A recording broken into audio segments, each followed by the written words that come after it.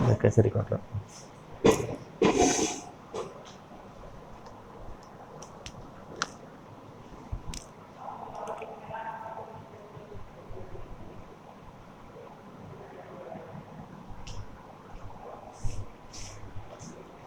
Hello students, मैं मिथिलेश कुमार आपका स्वागत करता हूं। तो हम लोग स्टडी कर रहे हैं आपका इलेक्ट्रिकल मशीन सेकंड, और उसमें भी जो आपका ये जो सब्जेक्ट है उसका नाम है एसी मशीन।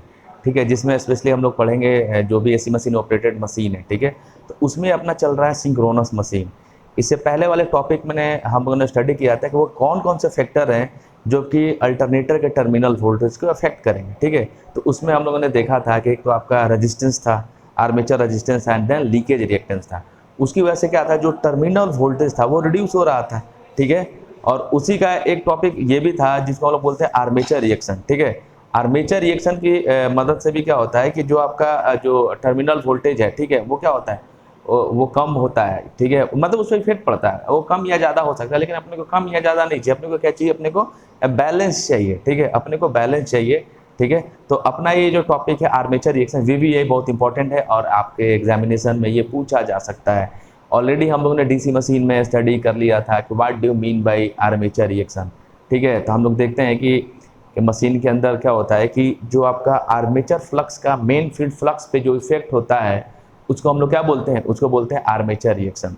आर्मेचर रिएक्शन के कारण क्या होता है कि जो आपका इंड्यूस्ड वोल्टेज है उस पर इफेक्ट होता है। ठीक है, कि उस पर इफेक्ट होता है, उसके कारण क्या है कि जो आपका इफिशियंसी है वो कम हो जाती है, या जनरेटेड वोल्टेज जितना आपने को चाहिए हमें वो मिल नहीं पाता है। क्लियर।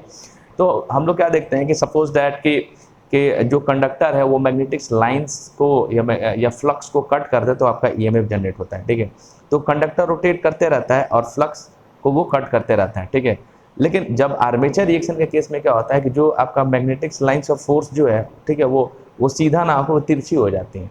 जैसी वो तिरछी होती है तो जो कंडक्टर उसको कम कट करेगा, जब वो कम कट करेगा तो कम आपका जो आपका वोल्टेज इंड्यूस होगा। ठीक है, जबकि अगर मान लो कि हम लोगों ने देखा था कि जब 90 डिग्री का केस होता है, ठीक है, 90 डिग्री के केस में क्या होगा कि कंडक्टर जो है उस मैग्नेटिक लाइंस को जो कट करता है, देन वहाँ पे मैक्सिमम ईएमएफ जनरेट होता है। ठीक है, लेकिन वो 90 डिग्री पे ना होकर धीरे धीरे वो टिल्ट होता जाए, वो तिरछा होता जाए। ठीक है, तो जो कंडक्टर कट तो करेगा लेकिन आपको उस हिसाब से कट नहीं करेगा जिसके अकॉर्डिंग क्या होगा कि आपका जो ईएमएफ जनरेट हो रहा है, ठीक है, वो कहीं ना कहीं अपना कम ईएमएफ जनरेट होगा। ठीक है, तो ये कहीं ना कहीं एक तरीके से क्या है, एक तरीके का लॉस है। ठीक है, तो इसमें आर्मेचर रिएक्शन का यही है कि effect of armature flux on main field flux. Armature flux का मेन फील्ड फ्लक्स पे जो इफेक्ट होता है, आर्मेचर फ्लक्स के कारण जो मेन फील्ड फ्लक्स होता है वो क्या होता है, डिस्टोर्ट हो जाता है, डिस्टर्ब हो जाता है। उसी को हम लोग बोलते हैं आर्मेचर रिएक्शन। ठीक है, और इसमें जो पहला है वो है आपका प्योर रजिस्टिव लोड। अलग अलग लोड के बारे में पढ़ेंगे कि अगर प्योर रजिस्टिव लोड अल्टरनेटर से कनेक्ट कर दिया जाए देन व्हाट हैपन, देन क्या होगा। ठीक है, तो इसमें क्या होता है कि जब एक प्योर रजिस्टिव लोड को अल्टरनेटर से कनेक्ट कर दिया जाता है, ठीक है, तो वहाँ पे क्या इफेक्ट आएगा। ठीक है, कि वहाँ पे क्या होता है कि आर्मेचर रिएक्शन तो होगा, लेकिन किस तरीके का आर्मेचर रिएक्शन होगा। ठीक है, तो जब भी एक रजिस्टिव लोड को हम लोग अल्टरनेटर से कनेक्ट करते हैं तो एक क्रॉस मैग्नेटाइजिंग इफेक्ट क्या होता है, अकर होता है, पाया जाता है। ठीक है, उस क्रॉस मैग्नेटाइजिंग इफेक्ट के चलते क्या होता है कि जो आपका इंड्यूस्ड वोल्टेज है, ठीक है, उसमें आपको हार्मोनिक, ठीक है, आपको हार्मोनिक जनरेट हो जाता है। और आपको भी पता है कि हार्मोनिक का मतलब एज से हार्मफुल और इससे हार्मोनिक, जो हार्मोनिक क्या है अपने सिस्टम के लिए अच्छा नहीं है। उससे क्या होता है कि जो अपने सिस्टम में बहुत तरीके की फॉल्ट या जो एफिशिएंसी है वो रिड्यूस हो जाती है। ठीक है, तो देखिए इसको एक बार कि ये देखें यहाँ पे, ये आपका आर्मेचर फ्लक्स है, ये आपका मेन फील्ड फ्लक्स है, यहाँ पे आर्मेचर करंट है, जनरेटेड जो ईएमएफ है जो आपका फील्ड के अंदर जो जो ठीक है, वो आपका टर्मिनल वोल्टेज V के बराबर होता है। ठीक है, तो यहाँ पे जब रजिस्टिव लोड कनेक्टेड है तो जो इसका इफेक्ट देखिए क्रॉस हो रहा है, यहाँ पे ये रिजल्टेंट फ्लक्स है, रिजल्टेंट फ्लक्स। ठीक है, तो आपका जो रिजल्टेंट फ्लक्स है, ठीक है, वो क्या, वो शिफ्ट हो गया, वो आपका शिफ्ट हो गया कहाँ पे, ठीक है, मतलब ये क्रॉस हो गया। जब क्रॉस हो गया तो उस केस में क्या होगा कि मतलब हार्मोनिक जनरेट हो रहा है, क्रॉस मैग्नेटाइजिंग इफेक्ट के कारण हार्मोनिक जनरेट हो रहा है, और हार्मोनिक के चलते क्या है कि जो मेरा ईएमएफ वोल्टेज है उस पर इफेक्ट पड़ेगा। क्लियर। तो देखिए यहाँ पे कि व्हेन अल्टरनेटर इज लोडेड, एक चीज और ध्यान में रखने का जरूरत है, आर्मेचर रिएक्शन तभी होगा जब आपका मशीन लोडेड है। ठीक है। अगर मशीन के ऊपर कोई लोड नहीं है देन आर्मेचर रिएक्शन नहीं होगा, ठीक है, क्योंकि कोई करंट ही फ्लो नहीं होगा, कोई करंट ही फ्लो नहीं होगा। जब आप लोड बढ़ाएंगे तभी तो करंट की वैल्यू बढ़ेगी। क्लियर। तो कहने का मतलब ये है कि आर्मेचर रिएक्शन उसी केस में होगा जो when machine is loaded, machine के ऊपर लोड हो। In no load there is no armature reaction. Clear. When alternator is loaded, effect of armature flux on main field flux is called armature reaction. अभी मैंने बताया कि जब machine loaded हो तो जो आपका आर्मेचर फ्लक्स का मेन फील्ड फ्लक्स के ऊपर जो इफेक्ट होता है उसको हम लोग बोलते हैं, क्या बोलते हैं उसको हम लोग बोलते हैं armature reaction. Clear. Second one point देख ले, इन the alternator armature reaction depends on magnitude of load and nature of power factor. ठीक है, कि अगर इस रजिस्टिव लोड कनेक्टेड है, ठीक है, तो जो आपका आर्मेचर रिएक्शन है वो किस पे डिपेंड करेगा, वो आपका डिपेंड करेगा कि लोड के मैग्नीट्यूड पे एंड आपका जो नेचर ऑफ पावर फैक्टर है। ठीक है, तो इसको याद रखने का जरूरत है कि in the alternator armature reaction depends on magnitude of load and nature of power factor in case of resistive load is connected to the alternator. Clear. आगे देखिए, when resistive load is connected to the alternator, जब आपका एक resistive load है वो alternator से connected है, then what happen, ठीक है, देन क्या होगा, the nature of armature reaction is called cross magnetization. Okay, जब कोई रजिस्टिव लोड कोई अल्टरनेटर से कनेक्टेड है, ठीक है, तो जो आपका आर्मेचर रिएक्शन का नेचर कैसा आएगा, क्रॉस मैग्नेटाइजिंग। ठीक है, जब क्रॉस हो रहा है, ठीक है, मतलब इसके अंदर हार्मोनिक इंड्यूस हो रहे हैं। Clear. Due to cross magnetization harmonic are produce in the induced voltage. ठीक है, कि क्रॉस मैग्नेटाइजिंग इफेक्ट के कारण क्या होता है कि जो आपका इंड्यूस्ड वोल्टेज के अंदर हार्मोनिक्स आता है तो वैसे भी आपका स्मूथ नहीं रहेगा, उसमें डिस्टर्बेंस चालू हो जाएगा। ठीक है, तो इस तरीके से आपका ये क्रॉस मैग्नेटाइजिंग इफेक्ट। आगे हम लोग देखेंगे कि जब हम लोग इंडक्टिव लोड लगाते हैं, जब कैपेसिटिव लोड लगाते हैं, देन उस केस में क्या होगा। ठीक है, देखिए इसको आगे वाला हम लोग देखते हैं, जब प्योर इंडक्टिव लोड। आगे देखिए, आपका जो दूसरा केस है वो प्योर इंडक्टिव लोड का है।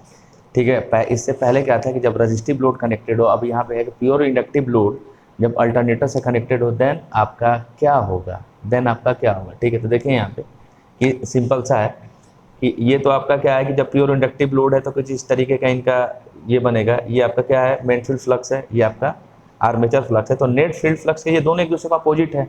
अगर इनकी डायरेक्शन की बात करें तो दोनों एक दूसरे का अपोजिट है। तो आपका जो नेट फ्लक्स होगा वो क्या होगा, फाई ए माइनस फाई ए।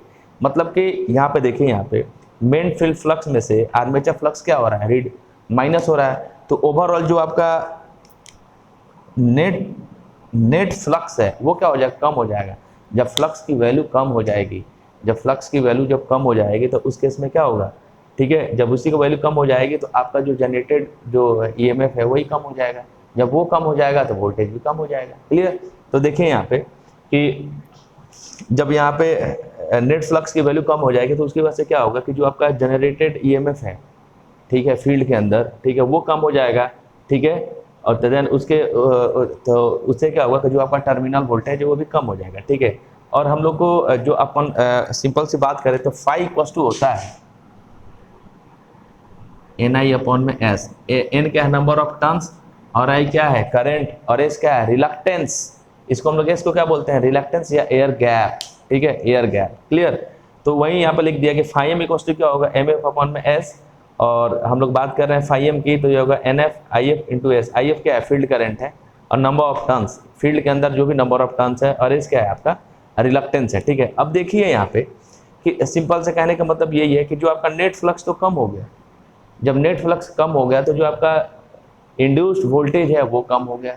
जब इंड्यूस्ड वोल्टेज कम हो गया उसकी वजह से आपका क्या होगा कि टर्मिनल वोल्टेज कम हो गया। ठीक है, अब अपने को क्या करना है, तो देखिए अब अपने को ये जो मेन फील्ड फ्लक्स कैलकुलेट करने का ये यहाँ पे ये है कि NF IF इंटू S। तो हम लोग यहाँ पे क्या करेंगे कि अगर हम लोग मेन फील्ड फ्लक्स को बढ़ा देते हैं तो उसमें से ये माइनस होने के बाद भी अपने पास रिजल्टेंट जो फ्लक्स है इतना सफिशिएंट अमाउंट में बचेगा, उससे हम लोग क्या करेंगे कि अच्छा वोल्टेज जनरेट कर सकते हैं। क्लियर। तो हम लोग क्या करेंगे यहाँ पे कि जो आपका फील्ड करंट है ना, ये आपका IF जो है फील्ड करंट है, इसको हम लोग बढ़ा देंगे। जब फील्ड करंट बढ़ा देंगे तो जो आपका मेन फील्ड फ्लक्स है ये बढ़ जाएगा। जब मेन फील्ड फ्लक्स बढ़ जाएगा तो यहाँ पे ये देखिए जो नेट फ्लक्स है वो भी आपका क्या हो जाएगा, इंक्रीज हो जाएगा। जब ये इंक्रीज हो जाएगा तो आपका जनरेटेड वोल्टेज है ये भी इंक्रीज हो जाएगा। जब जनरेटेड ईएमएफ इंक्रीज हो जाएगा तो ये जो आपका वोल्टेज है ये भी आपका क्या हो जाएगा, इंक्रीज हो जाएगा। तो हमारा काम खत्म हो जाएगा यहाँ पे। क्लियर? तो उसी चीज को मैंने यहाँ पे लिखवाया है, देखिए यहाँ पे, when inductive load is connected to alternator the nature of armature reaction is demagnetization। जब आपका इंडक्टिव लोड है अल्टरनेटर के साथ कनेक्टेड होता है तो जो nature of armature reaction demagnetise, demotivate, demoralise मतलब कम करना, जैसे हम लोग बोलते हैं डीमोटिवेट हो गए, ठीक है, डीमोरलाइज हो गए, ठीक है, डिग्रेड हो गए। तो डीमैग्नेटाइजेशन का मतलब क्या होता है, कम होना, कम होना। तो अगर कोई आपसे पूछे कि अगर इंडक्टिव लोड अल्टरनेटर के साथ कनेक्टेड है तो आर्मेचर रिएक्शन का नेचर कैसा होगा, तो आर्मेचर रिएक्शन का नेचर होगा डीमैग्नेटाइजिंग। क्लियर? आपको इसको ध्यान में रखना है। Due to demagnetization terminal voltage is reduce. ये इफेक्ट है कि जैसे ही आपका डीमैग्नेटाइजिंग इफेक्ट होगा उसके कारण क्या होगा, जो टर्मिनल वोल्टेज है ना वो क्या हो जाएगा, कम हो जाएगा, रिड्यूस हो जाएगा। क्लियर? आगे देखिए, to maintain constant terminal voltage more field current has to be provided, जिसको हम लोग बोलते हैं ओवर एक्साइटेशन। ठीक है, कि अगर हमको टर्मिनल वोल्टेज को क्या करना है, कांस्टेंट मेंटेन करना है, तो हम लोग क्या करेंगे, यहाँ पे फील्ड करंट को बढ़ा देंगे। जब फील्ड करंट को बढ़ा देंगे तो यहाँ पे जो आपका मेन फील्ड फ्लक्स है वो इंक्रीज हो जाएगा। जब वो इंक्रीज होगा तो आपका नेट फ्लक्स है वो इंक्रीज हो जाएगा। जब वो इंक्रीज हो जाएगा तो जनरेटेड ईएमएफ में इंक्रीज हो जाएगा।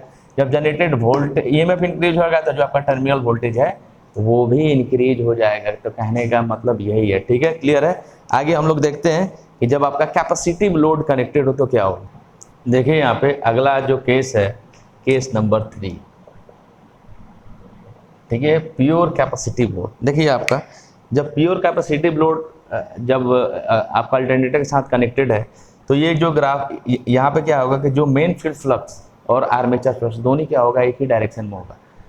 जब आपका इंडक्टिव लोड था तो आपका मेन फील्ड फ्लक्स और आर्मेचर फ्लक्स एक दूसरे का अपोजिट था, तो नेट जो फ्लक्स था वो रिड्यूस हो रहा था। अब देखें यहाँ पे कि अगर हम लोग इसका नेट फ्लक्स निकालें तो मेन फील्ड फ्लक्स और आर्मेचर फ्लक्स दोनों क्या है, एक ही डायरेक्शन में है, एक ही डायरेक्शन में है। तो नेट जो फ्लक्स होगा ये दोनों का सम हो जाएगा। जब दोनों का सम हो जाएगा तो आपका नेट फ्लक्स हो जाएगा φm प्लस φa। मतलब क्या होगा कि यहाँ पे नेट फ्लक्स की वैल्यू काफ़ी ज़्यादा बढ़ जाएगी। जब नेट फ्लक्स की वैल्यू काफ़ी ज़्यादा बढ़ जाएगी तो ठीक है, जब नेट फ्लक्स की वैल्यू काफ़ी ज़्यादा बढ़ जाएगी तो जो आपका जनरेटेड ईएमएफ है उसकी वैल्यू बढ़ जाएगी।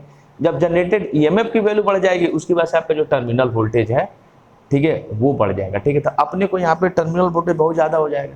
ठीक है, 230 की जगह पे अपना टर्मिनल वोल्टेज 250-300 मिलने लगे। लेकिन अपने को बढ़ा हुआ टर्मिनल वोल्टेज नहीं चाहिए, अपने को कांस्टेंट टर्मिनल वोल्टेज चाहिए क्योंकि वही हमारे लिए बेनिफिशियल है। ठीक है, तो अपन क्या करेंगे कि सिंपल सा है, यहाँ पे